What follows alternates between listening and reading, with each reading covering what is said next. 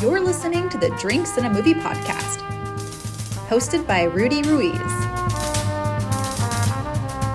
Spoiler alert.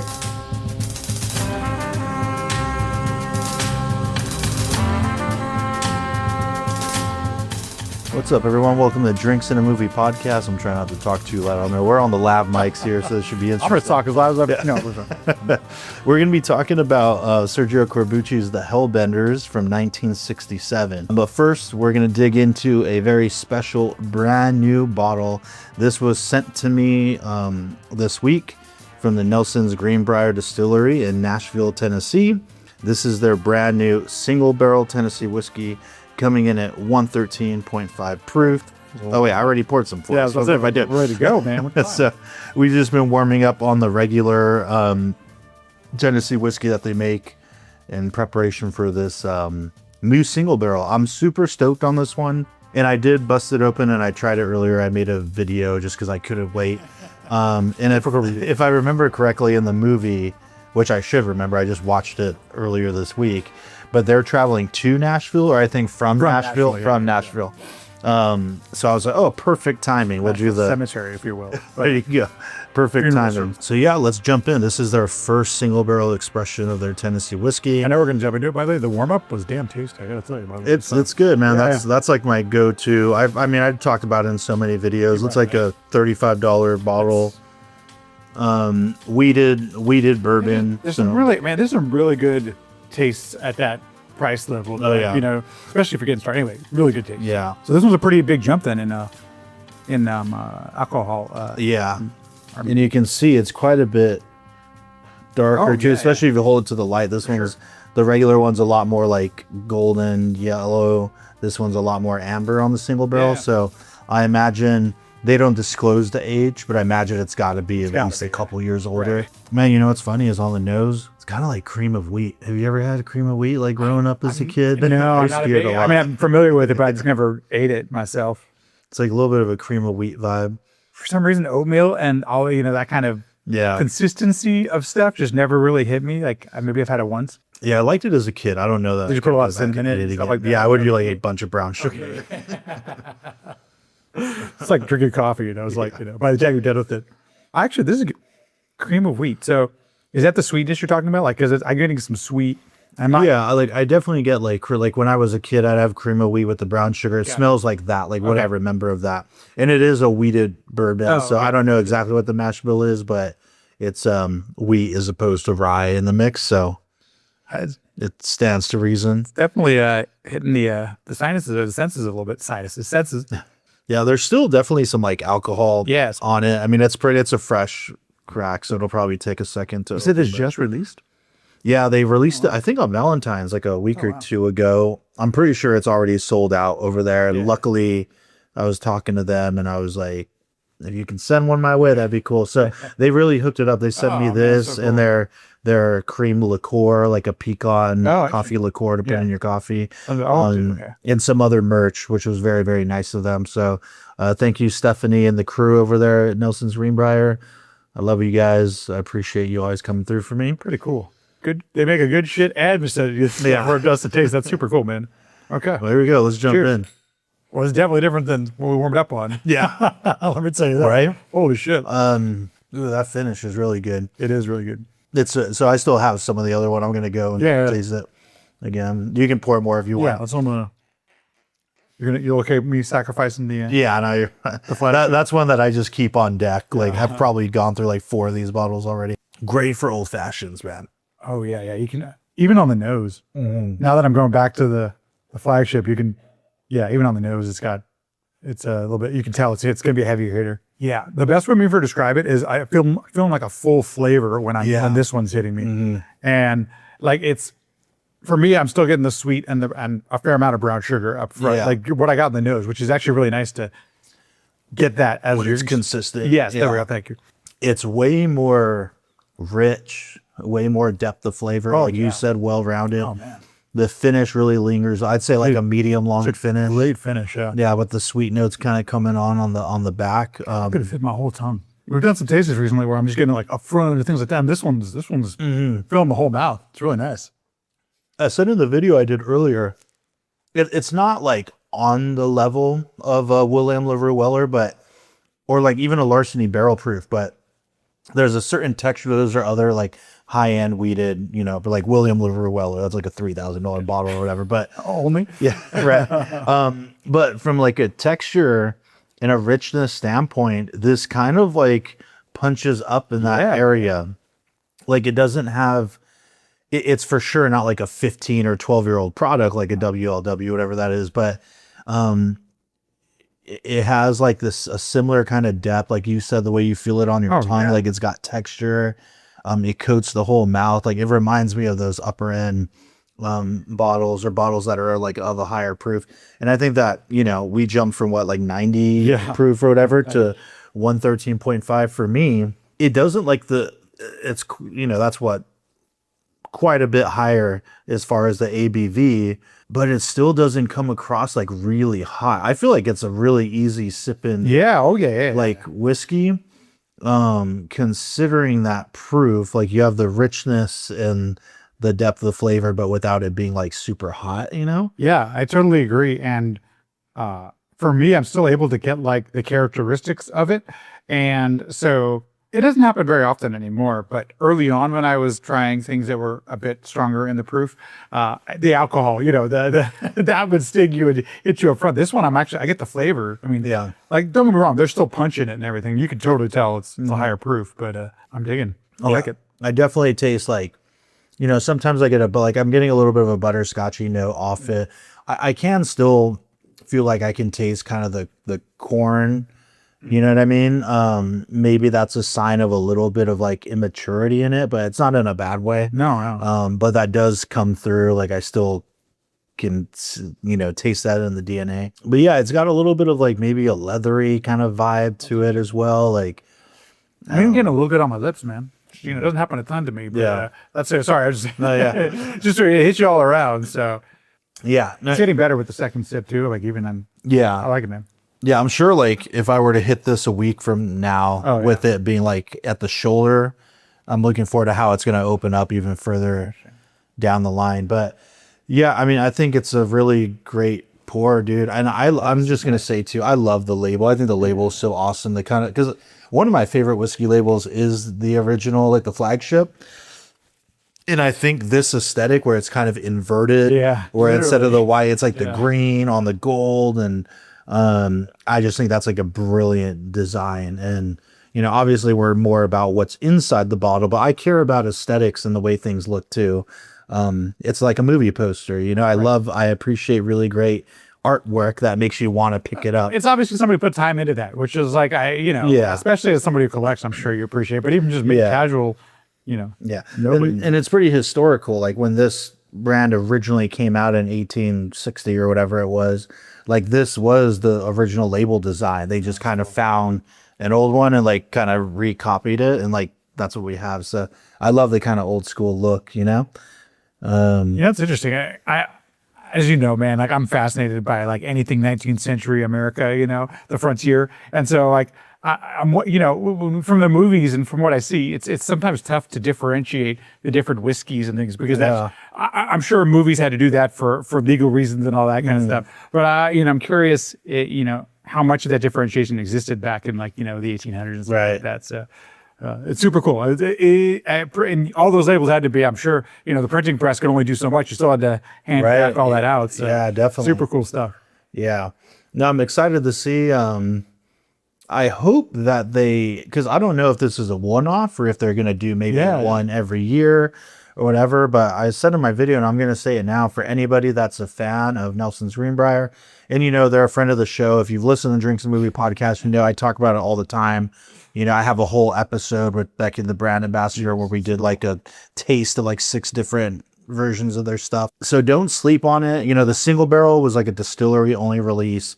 I'm pretty sure it's sold out like the day it came out probably. But the flagship you can get pretty much anywhere. Definitely try it, especially if you like weeded bourbons and give it a shot. I'm not a Maker's Mark fan, so as far as like an entry level weeded bourbon, this is just the one that resonates with me. I absolutely would choose this one. Chris, sorry, man, but I'm absolutely choosing. yeah, it definitely. And I've even blind tasted the flagship against like Weller Special Reserve, and I put this over it. But yeah, I hope the single barrels is something that they keep doing. I think they have good stuff on their hands, and they can make like exceptional products. Exactly. So I hope they just keep doing it. And I'm going to say it again. I'm going to keep saying this. I'm ready whenever you guys are to do a Drinks in a Movie single barrel pick of this. Yeah. So Nelson and friends, if you guys are listening to this, I'm ready. Just let me know. I know you can do it now. I know, here it is. Like, I know it can be done. Just do it. We'll put the name Drinks in a Movie pod on there. And just so we're not kidding. Like, that's serious. Yeah. So hopefully that'll happen at some point. It's a dream. We're living the dream. But yeah, all right, hell yeah, good pour. Yeah, man. Thanks for sharing this, brother. This is for sure, because I know for sure, especially when there's the thing where I'm sure, like you said, it's sold out the first day. The fact that you get a chance to taste it, I'm glad, because it's got a really unique taste to it. It's really good. Yeah, I'm very fortunate that they made it happen. And thank you for sharing it. Yeah, appreciate it. Yeah, no, I was excited. I was like, all right, it's coming in right before we record. This will be good, because it's one thing for me to have it too, because I know I kind of have a love affair with this distillery. So it's also to like share it with somebody else who's like not as. I mean, I know you and I did the Hateful Eight big like blind tasting of them. Yeah, but yeah, so it's good to share it with other folks. But man, speaking of Hateful Eight, let's get it. Here's a director who loves Corbucci. Yeah.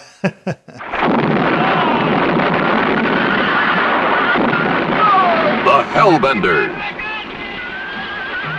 Starring Joseph Cotton as the rebel with a cause that plunges the Southwest into a bloodbath. They think the war is over because Lee surrendered.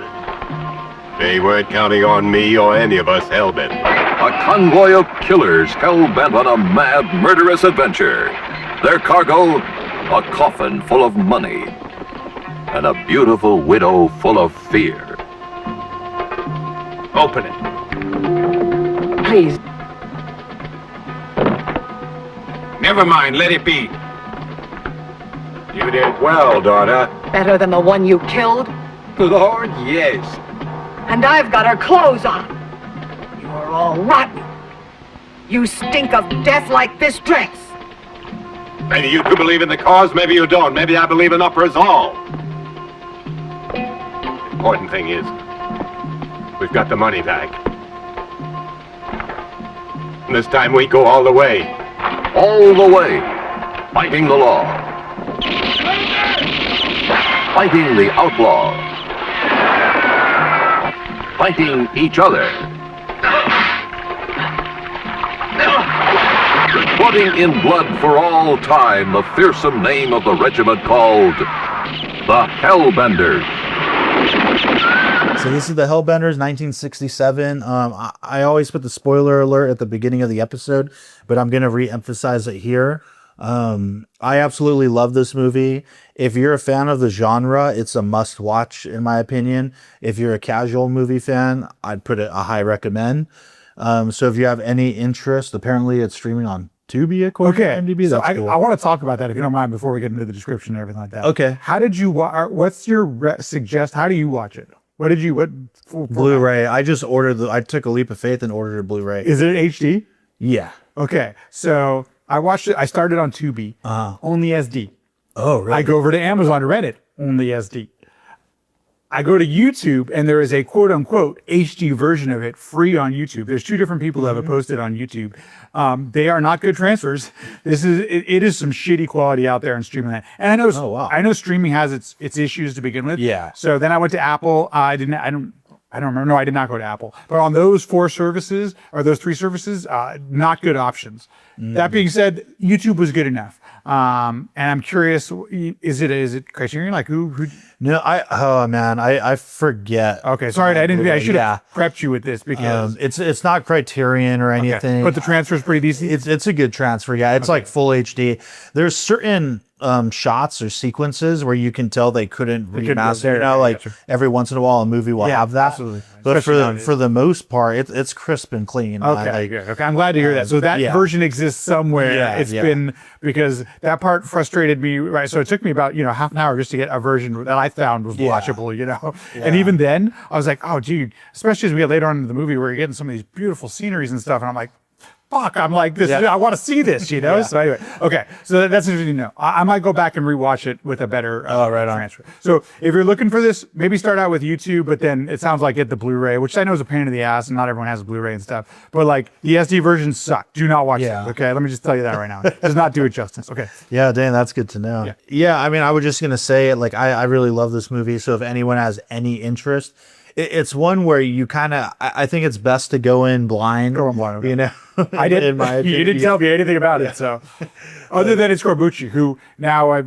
this is seen a few now. yeah, Nabo Joe, and what was the we've seen Django. Django, yeah. I mean, So what's the movie? Tell. I mean, I guess if you say going blind, what's yeah. just So quick. it's a road movie. So I'll give now we're gonna jump in there. There will be spoilers but the main kind of plot here is we've got Joseph Cotton. I'm forgetting his name here. Colonel Jonas. So essentially, we've got Colonel Jonas and his 3 sons hijack a Union convoy. This is post-Civil War, by the way, and they don't give an exact time frame, but it's got to be really soon after. The one I said it was. Oh, maybe not. Maybe I forgot. Oh, you know what? I was thinking of Jake because I literally just watched Django. Django now one 2 says- years. It yeah. specifically says that was Django. It wasn't this one. Sorry. Almost had a brain fart there. Yeah, so I feel like in this one we can surmise it's probably a year. We or know two it's post-Civil after. War. That's one thing we just and, know. and it's Made close. very clear. And essentially, we have this man and his 3 sons hijack a bunch of money from Union soldiers. They murder all these people. I'll say hijack was this pretty money. terrible. Yeah. They blow the shit. Yeah. I mean, they blow them away. Yeah, they Without steal asking any all this questions. money with the goal. Jonas's main goal is to use this money to finance, I guess, another uprising of the rising up, yeah, Confederate the South, Army. yeah. Yeah, like he wants to bring back the Confederate Army and go back to fight. So this money is what he's going to use to finance it. So it is kind of, and this is about them trying to get from point A to B. It's like a road movie, and it's like, we're here and we got to get to this place. And there's a lot of perils along the way. They also have a woman with them that has to pretend to be a widow because they have the money hidden in a coffin. So they're going under the disguise of, we're going to bury our brother-in-law or whatever, son-in-law, and all that, back home. And so that's how they're trying to get the money across. So that's the basic kind of gist of it. I rewatched this movie recently. I mean, it's like a yearly watch for me, but I'm actually working on the script right now. That's like a kind of road movie. So I'm looking and kind of taking notes when certain things happen.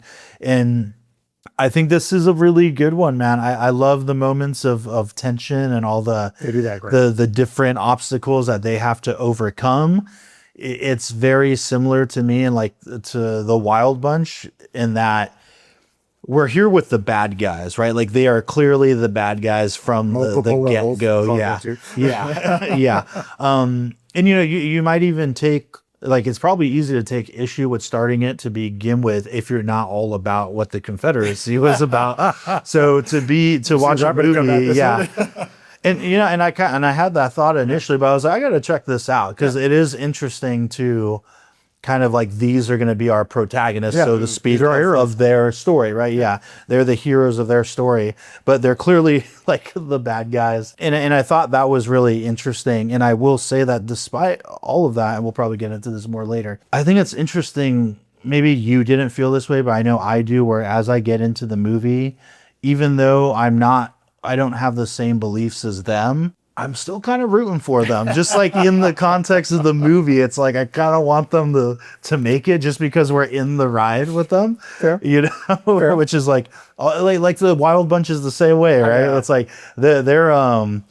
they're some bad people, but it's I kind of I want you guys to make it. But yeah, I know you want to talk, so.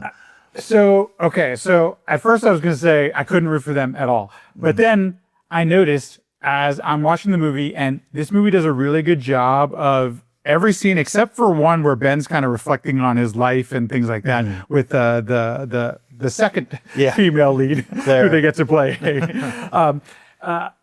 every time there's an obstacle put in their way. And so and I realized I'm like, I want to see how they get past this one. Yeah. So am I rooting for them? I guess in a sense, yes, I am interested in seeing how they get past, because literally every step. And I think that's one of the things I think I really respect the movie for, is for placing interesting obstacles in their place and finding out. I wanted to know what happened next. Yeah. And I think that's a really good example of the construction of the plot and the pieces working together. Yeah, like each challenge gets more and more difficult, and it is very much, how are they going to get out of this one? Yeah. And I love that aspect of it. I think it's pretty crazy. Like I love that there's actually some blood in this movie. Dude, for real. You know, there is a fair amount of action, and I think that massacre scene in the beginning was like brutal and shot really well. One of the YouTube videos is censored, actually. Oh, really? And I don't know if that was on purpose, but they literally just black out those scenes. Oh my But anyway, god. Yeah. Don't watch that one. Yeah, that one sucked. I had to turn that one off and find the third one. Sorry, that's the whole thing. Doesn't take away from the movie.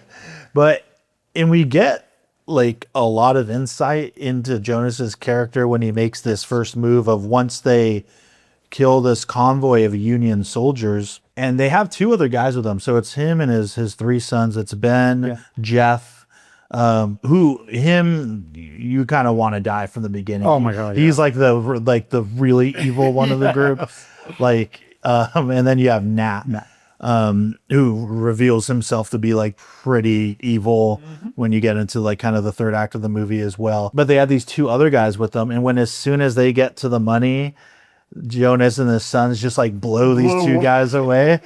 And I wasn't expecting that at all. I'm just like, oh, dang, okay, this is, here we go. Because it happens so quick and unceremoniously. Yeah. You never get to know them or anything. And then even Ben is like, what happened? They helped us out. And he's like, they were just in it for the money. He's like, they're not in it for the cause. We're in it for the cause. This is what's important. Can I tell you that's like, and I know that's when I actually bumped on the first time. I'm like, fuck these guys and their cause. So, and I get it. And I definitely can empathize with the getting caught up in that they have a cause that they believe in, that they're passionate about. Like, you can respect or at least empathize with those guys. But the fact that they're willing to do what first of all, they're doing bad things. They're the first word introduction. They're just blowing away people unceremoniously. Yeah. You know, we don't even know why. Yeah. Literally, they're just, so like when they blew away these two guys and then they said they're not down for the cause, I'm like, especially, and I'm sure it resonates more right now because of what's happening in the world and everything like that. But like, I just cannot, it was tough for me from that point on. It was tough for me to get past that. These people are fighting for a way of slavery. They think slavery, you know, and I can't, for me, my brain, especially nowadays, man, tough to get around that. Yeah. I can at very least empathize that they believe in their cause and that they're willing to die for their cause, which is, I think, one of the things that keeps appealing, you know, to me, to watch all of these stories based on the frontier and this time in our history. But that part was really tough for me. Yeah. And it's interesting to make a movie Literally. about you know what I mean? Just like, I find it very interesting that, you know, Corbucci also made, you know, Navajo Joe, a movie where it's like this Native American character is like our hero. Yeah. You know, so like he was definitely exploring some different facets here, which I think is pretty fascinating. Yeah, you know? totally. And yeah, it just that kind of interesting choices that the Native Americans make later in the film, actually, interestingly enough. So like they're in this one. one. I mean, they're in it for 5 minutes, but the interesting choices that are being made towards the end of the film. Yeah. So. But yeah, and let me make this clear again that I'm not for their cause at all. And I know pretty much said for anyone listening, when I say I root for them, it just, you know, I want to see. You're getting caught up in the story. Like, and that part, like, I can totally relate to, you know, like, because it's constructed well. Yeah. You know, all of the points are interesting. Yeah. And that's the thing where I think that moment is so key in showing us who Jonas is, where it's like, it's not that the money itself is important. No. It's that it's going to fund what we need to do next. And that's what I think is so interesting too, is when I first saw this, I assumed that there was going to be a lot more kind of bloodshed and violence between them and anytime they came across Union soldiers. But it's not like that at all. Like, and it does make sense. I imagine there's some authenticity to that where they still have to conduct themselves a certain way when they run into them on the road. Blow away everyone. You know what I mean? Yeah, you can't do that. But also to go with that is the fact that they have no problem showing who they are. No. Like they put on the hat, he's got his coat, his gray coat. Like they're not hiding it. No, they're not hiding it. They're like so proud. Yeah. And they're willing to go through this, the Yankee territory or whatever, in full regalia, which I thought was like really interesting. And that everybody, there's like some rules of engagement kind of thing where everybody's very cordial. Yes, you know what I mean? Like the Union guys aren't like, oh, there's a bunch of these Confederates, blast them, whatever. The fact that they can just say the paperwork is, the permit for transporting the body is good enough, and the respect for the body, it works, it plays. It feels believable within the world they've created. Yeah. So like post-war, everybody kind of understands, go ahead. No, I was gonna move a little ahead because within these tense moments and for the most part, somewhat serious subject matter, I did get a bit, at least I found comic relief in the moment where they pick. Well, I guess we're jumping ahead because the first person they're starting with as the widower, Kitty, she doesn't last too long. Yeah.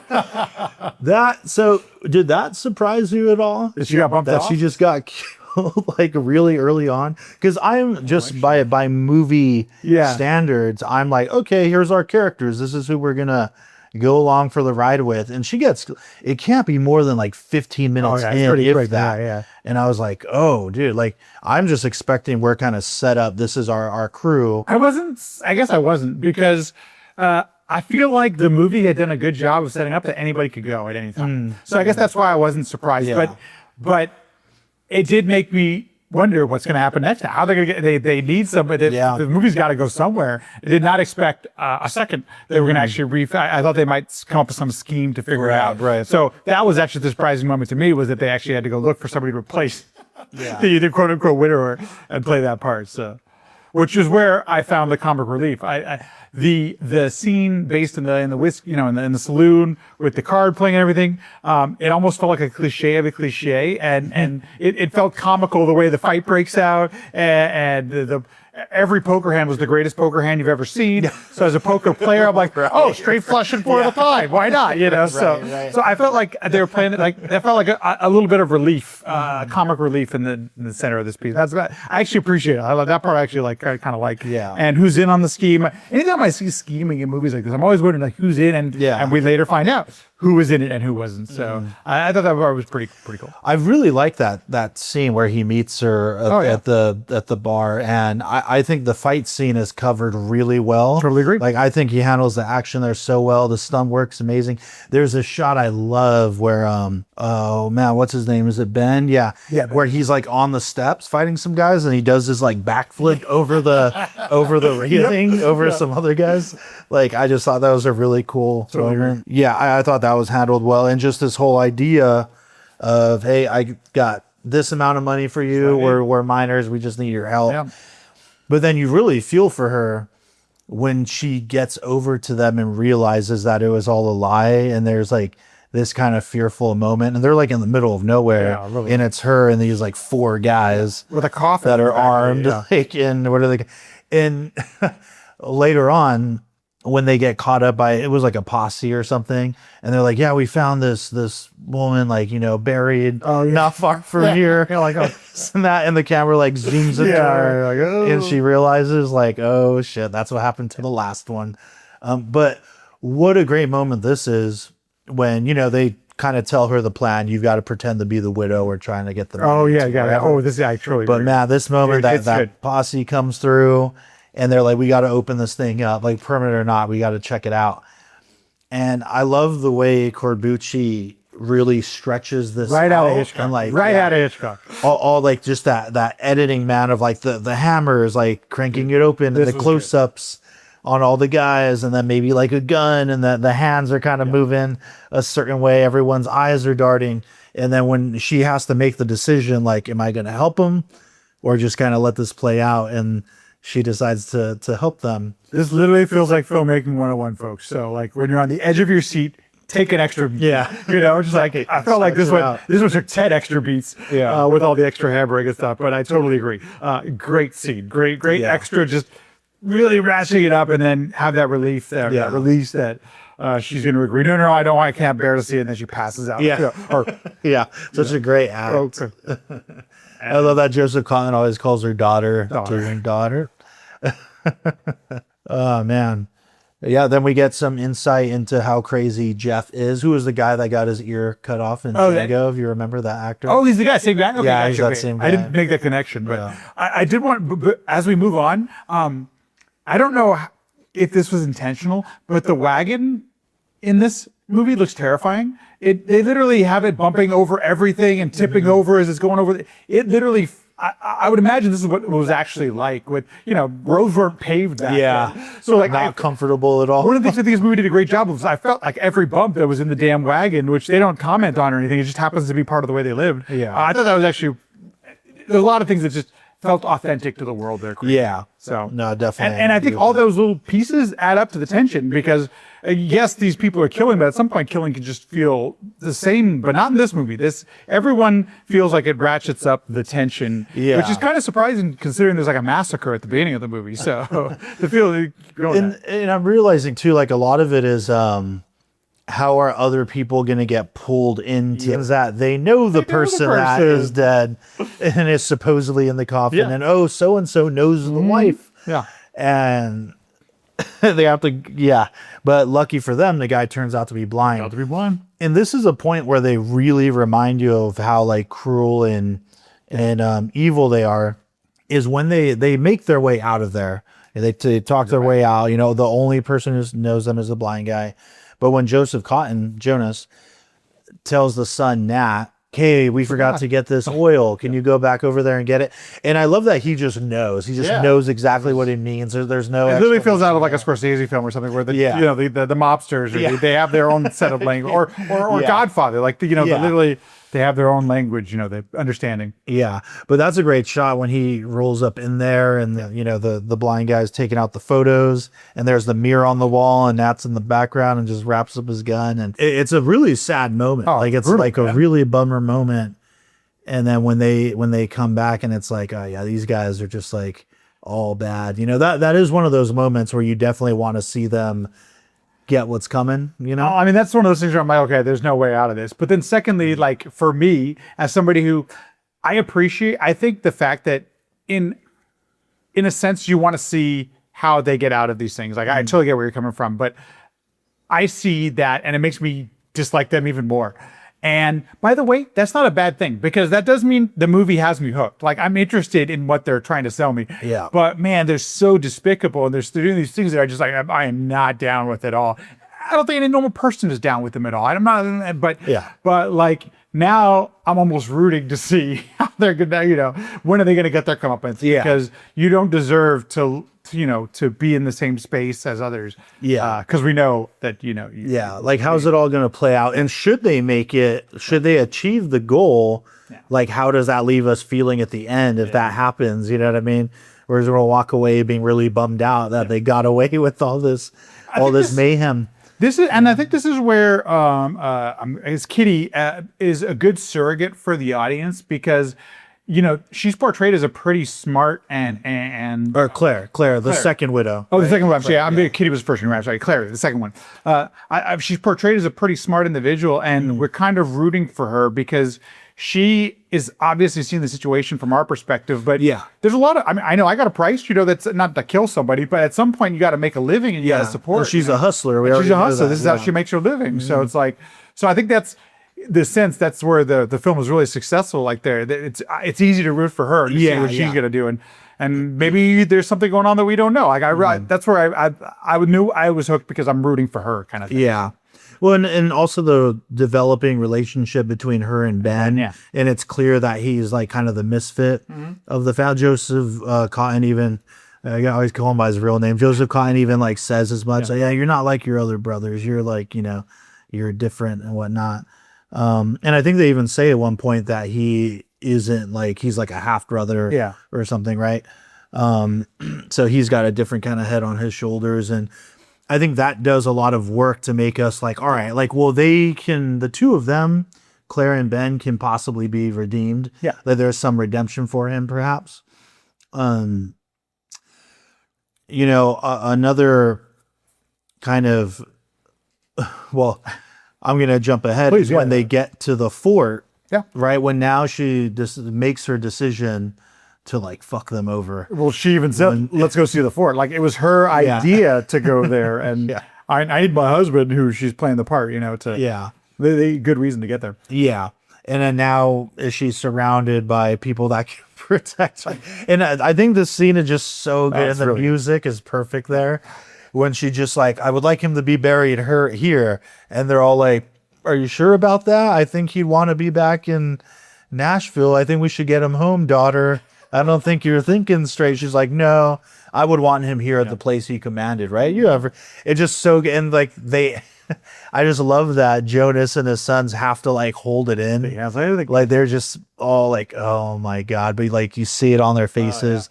It's such a good moment. And they obviously like can't blow their cover now. And there's ways out of it. Like even, just thinking logically, okay, maybe they can come back at night, things like that. Like I was already thinking about those things. You bumped on something that I think is a good time to talk about. I freaking loved the music in this. I think the writing, the theme, does so much to set a tone, and I fit the vibe of what's happening. It's one of maybe some of my favorite music I've heard from spaghetti western, but then just this type of story in general. I really, I was almost expecting it to be Ennio, but it wasn't. So like, it is. I think it's a different name, but it's Ennio. Oh, that is him. It is Ennio. Okay. But the name, I was looking at the credit. That was not. It is. It was. What do you call it? Like Stephen King does is when he uses a different name. pen name or whatever. Yeah. Okay, I got you. Okay, that makes I think it was the same in Navajo Joe as well. So it gets a little confusing. I should have looked at Wikipedia. It says Ennio Morricone. But like I didn't realize. Okay, he used a. I got it. Okay, it's brilliant, man. Yeah, it's on the level. It's some of my favorite music. Like I honestly listen to the music from this movie a lot. Yeah, like pretty regularly when I'm driving, and there's not a lot of variants or variations. Like they use the same theme kind of repeatedly, but man, I love it. And it is like connects so well. That kind of there's like the main theme and there's that kind of trumpet solo, bum, bum, bum, bum, the one that's used in Django Unchained. Yes. When he sees the doctor's dead body, where it's almost like this taps kind of like it really gives you that sense of like the war and a solo the trumpet. aftermath And of it's like war, very melancholy. Yeah, I enjoyed it so much. Very melancholy, but yet has this almost kind of uplifting vibe at the same time. I know I really love the soundtrack here. It's great. It's fantastic, and the connections so many different ways. And obviously, you're going to hear it throughout the entire film. But it feels almost like it's connecting everything too. As much as I got to tell you, I despise a lot of the characters of this film. That aspect of it, I'm sure, is going to resonate with me, and almost makes me want to see the film again, because now I have a feeling associated with these characters and stuff, and it's based on just such a memorable and well used theme. It's not overbearing, because I've told you that sometimes movies of the 60s and stuff, I feel like the music is almost too much. It's doing too much. Like let the characters do the thing. Let the cinematography take care of it. Yeah. This is not that. This is so much of a compliment to it's all pretty, the and things it's pretty simple. Very complimentary. Absolutely love it. Yeah, no, that's well said. Here's the thing, man. And so the coffin gets buried at the fort. Mind you, they hang that one dude. So there's a part where they get in a little scuffle with, some bandits. Mm-hmm.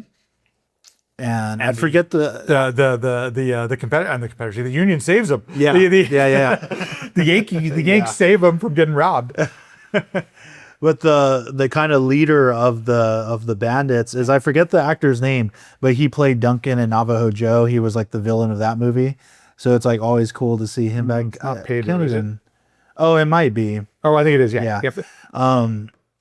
But he gets hung at the fort, and they show it. It's kind of a crazy scene. Looks a little too real. Looks too, right? So we see it all happen. I'm like, oh, that's pretty crazy.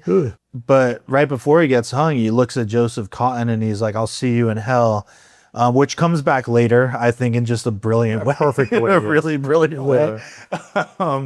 But so they end up leaving the fort. The money's buried there. Claire's coming down with the fever. Obviously, they're all pissed off.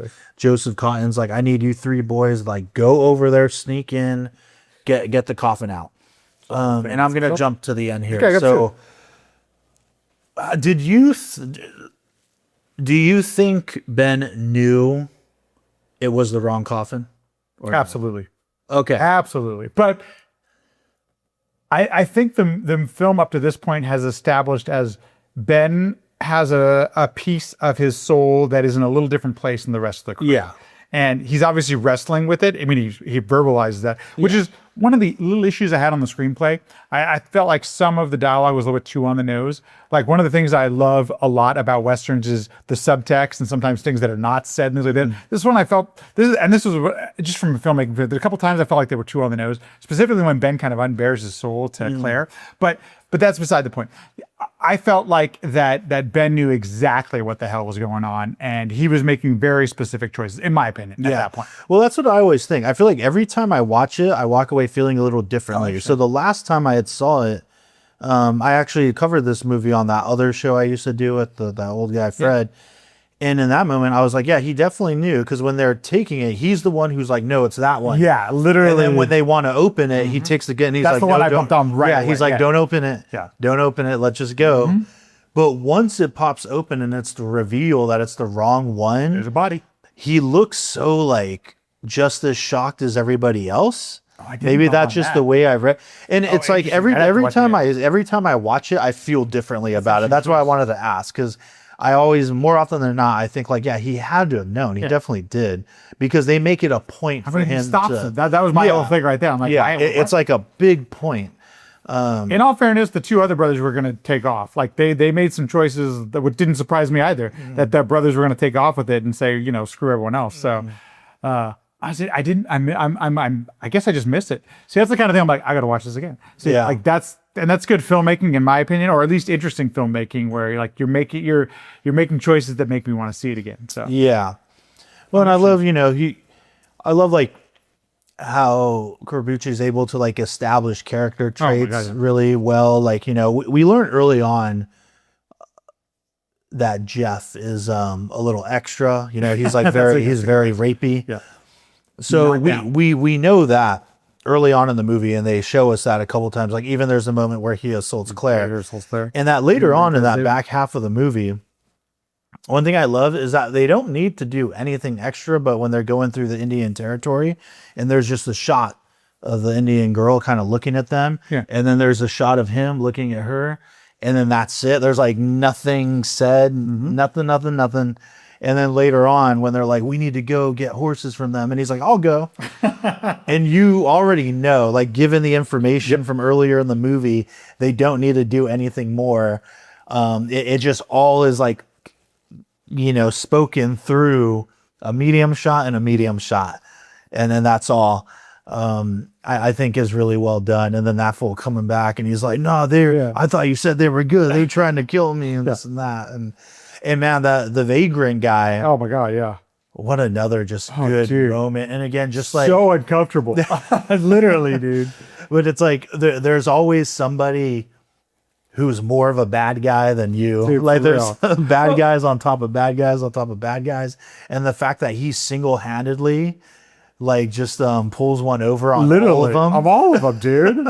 Like, and just him alone, like kind of broke their whole shit. This is kind of interesting as we're talking through this. And this always happens, by the way, when you start thinking about movies. Because one of my favorite things to do is just like continue to pontificate or to think about stories after I've experienced them. Like it frustrated me that you've got characters who are already starting in a bad place and then continue to get worse. But now that I'm talking about it a lot, I'm like, what an interesting choice to take characters that have already done bad things and then continue to do things that are even worse than they did before. That's kind of fascinating from a story perspective. And now that I'm thinking about it, I'm talking through it, like it adds to the stakes. Yeah. Like it really does. Maybe that's one of the reasons why I still felt invested in what was going to happen next to this family. Man, that's fucking fascinating. Yeah. I'm talking myself into kind of liking the movie because I got to be honest, I didn't particularly like it at first because of that. It was tough for me to get past these choices. But now that I'm talking, like, damn, I think he kind of roped me in. That's why I wanted you to see. I was curious because I figured, not that I wanted you to watch a movie you'd hate, but I knew you'd be opposing me. Yeah. But and then that's really interesting, right? And it just goes to even these guys, like they have their set of antagonists too that can be worse than them and can bring them down. And that they have a box. They have a code they're living within. As quite often movies set in this era do. You know? Yeah, and then that ultimately it's their own. Like they destroy themselves, right? You know, it's the brothers that get in their fight, and Nat gets to the point where he's just like, "Fuck all, I don't give a shit. I'm just gonna take all of this."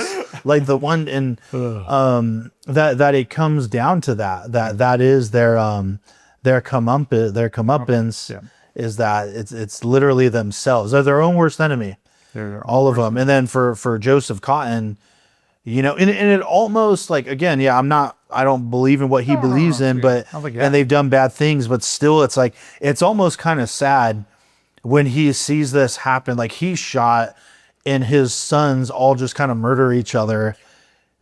And then he's just kind of left there like, well, fuck, you know what I mean? It's like kind of a bummer. Like, man, this all led to this moment. Then you get, he's gonna drag that coffin over the hill across the river. He's like, God, it's right there. I just got to go. The body comes out. He's just, you know, obviously bummed out. Claire and Ben are looking over it. But the last shots here, it's one of my all-time favorite. Like, it's in my personal pantheon of like movie endings. Oh, damn. Dude, is him like with his flag, like crawling through the dirt and like gets his hand to the river and the flag goes off. And when the flag just that shot, how did they get this? Like where it just perfectly sinks into the water and then the end comes up, like, and that's a wrap on the whole thing. That's what they call it, the Hondo, the whole throughout the it's what a amazing, it's pretty great, just rough, brutal ending. Everybody kind of dies situation. I mean, Ben and Claire are kind of left there. Who knows what's going to happen to them? But, you know, putting a point on it, like I can see how things like this influence what Quentin Tarantino would end up going to make in his films. It very much, you can see the influence it's had on some of his filmmaking choices. And I agree with you, man. Like there's nothing upbeat about the ending, you know? It is, first of all, it's probably the only way it could have ended. But then secondly, it does actually bring some, at least, I don't know what the word is, not catharsis. I'm not sure that's the right word, but some sort of like satisfaction that, this is the way it ends. And I can definitely, I empathize with where you're coming from. Like for an hour and a half, like, you know, at some point you start to root for these characters. You do want to see what happens next. I don't know if I ever got to that place while I was watching it in the moment, but then, secondly, to see it end like this way, like, God damn, this is, everyone dies. Yeah. Well, assumingly everyone dies. We don't actually know, but, brutal, but beautifully shot. Just an amazing, that like POV to him going over there. Cracked me too. I'm like, oh, does he have a GoPro on? Not 1967. Yeah, and I mean, I just like Joseph Cotton too, man. Like Citizen Kane and The Third Man. You know, I'm forgetting some of the other ones. Those are obviously popular, but yeah, I mean, I really dug this movie again the first time. Like I watched it just because Corbucci, you know, I'm obviously a fan and I'm trying to see more of those movies.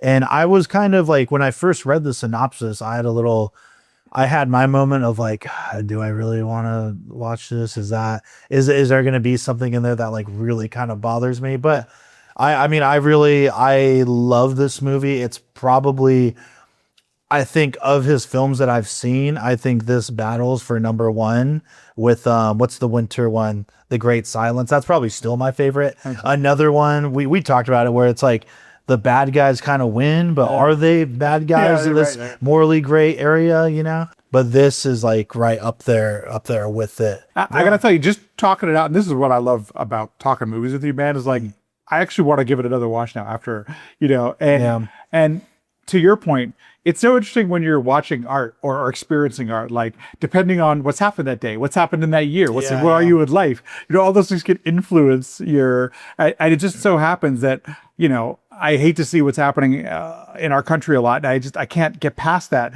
and I know those things are true. This is 150 years apart, but like, I guess still influences me. So I'm curious to see if I return to this, give it a year or so and come back to it and see what happens then. Cause, at very least, I respect the hell out of the choices, and it definitely kept me wanting to see what happens next. They did a great job of that. So yeah, it's I was saying earlier, like I kind of like a movie that's we are just on a mission to get from here to here, and just the stuff that kind of happens in between.